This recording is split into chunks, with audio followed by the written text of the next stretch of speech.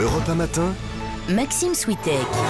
Vue du net comme chaque matin avec Maude Descamps. Bonjour Maude. Bonjour Maxime. Cette polémique en Russie, on en reparle donc effectivement avec vous et avec ce baiser qui a embrasé Twitter ces dernières heures. Oui, ce n'est pas n'importe quel baiser puisque ce sont des athlètes russes qui se sont embrassés samedi sur la bouche, debout sur le podium.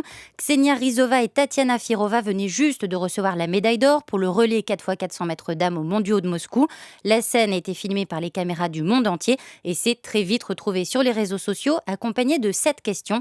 Est-ce un baiser à la russe ou un acte de provocation ? Oui, parce que certains internautes ont estimé que les sportives ont cherché à défier Vladimir Poutine. Oui, c'est une des interprétations qui ont été avancées sur Twitter puisque ce baiser intervient dans un contexte particulier, on vient d'en parler.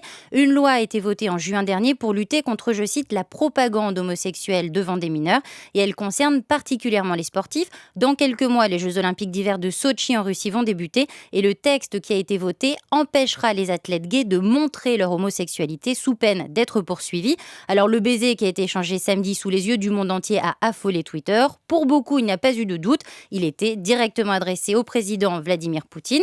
Cette image a tellement fait débat qu'un hashtag, un mot-clé, le baiser, a même été créé par les internautes. Et alors, est-ce qu'on sait si c'est bien un acte militant ou simplement un baiser à la russe ? Eh bien non, on ne sait pas. Les athlètes n'ont donné aucune explication. Mais dans tous les cas, le geste a dû déplaire aux partisans de la loi anti-propagande homosexuelle. S'il s'agit bien d'un acte militant, dans ce cas, eh bien, ce n'est pas le premier de ces mondiaux d'athlétisme.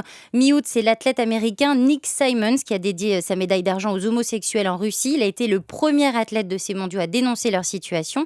Et puis vendredi dernier, c'est la sauteuse en hauteur Emma Green, elle est suédoise, qui a peint ses ongles aux couleurs de l'arc-en-ciel, qui est le symbole gay et lesbien, pour protester contre cette même loi. Mais la Fédération internationale a considéré qu'il s'agissait d'une violation du règlement.